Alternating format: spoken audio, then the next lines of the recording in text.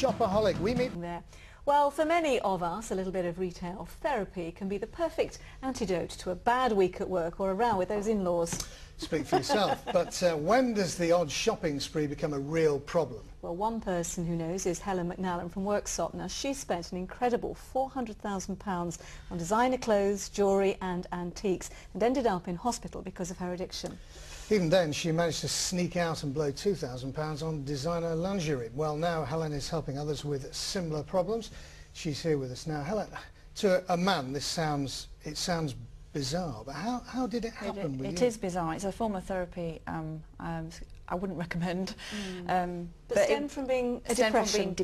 Right. Yes. I was diagnosed with clinical depression, which means you're basically very sad all the time, and I was in bed most of the time and overeating. So I put on a lot of weight, and so had therapy for the clinical depression. None of the antidepressants were working. The doctors weren't happy with how I was progressing, so they did a last resort meeting and recommended ECT.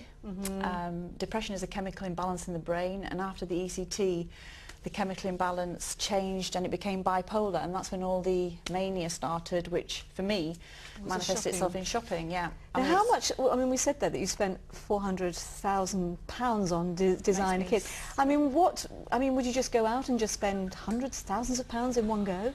Thousands of pounds in one go. You would. Art galleries, paintings, antiques, clothes with personal shoppers. £4,000 a time. Did it actually help you at the time? Did you think, this is making me feel better? It was my way of controlling my mood. I guess it was self-medication. I mean, obviously, as a logical person, I didn't have that money, and I was hurting my husband. I wouldn't have done those things. I've been married for been with my husband for 16 years. It's an illness, and then comes whatever your, now, he was very supportive, and he did try to help you. Indeed. But you have subsequently parted, is that right? But he's still a good friend. He's still a good friend, yeah. He became my carer, which a lot of partners or family have to become because there's nobody else.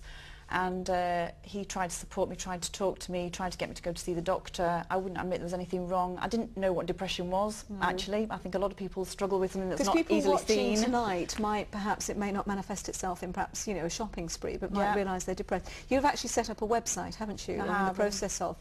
Just tell us a little bit about that. Well, a lot of people then admit that they're depressed or don't want to go for help or can't go for help. So I've got psychiatrists backing up the site.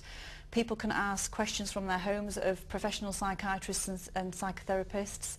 They'll get those replies confidentially, or it's up to them if they want to post them on the website. There is a forum for people to chat with people who are going through similar situations.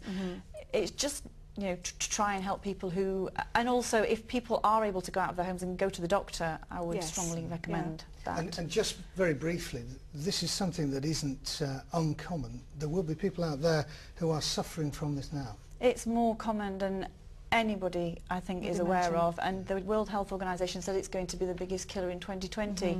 The NHS have asked me to take part in the World Mental Health Day on the 10th of October. That's happening locally across the nation. So you are a living example of how you can get through the other side. There is light at the end of the tunnel. There really is. That's wonderful news. It's lovely to see you. Thank you for being with us. Okay then. You can actually find out more on the website, on Helen's website, which is www.depressioncambifun.com. Okay, now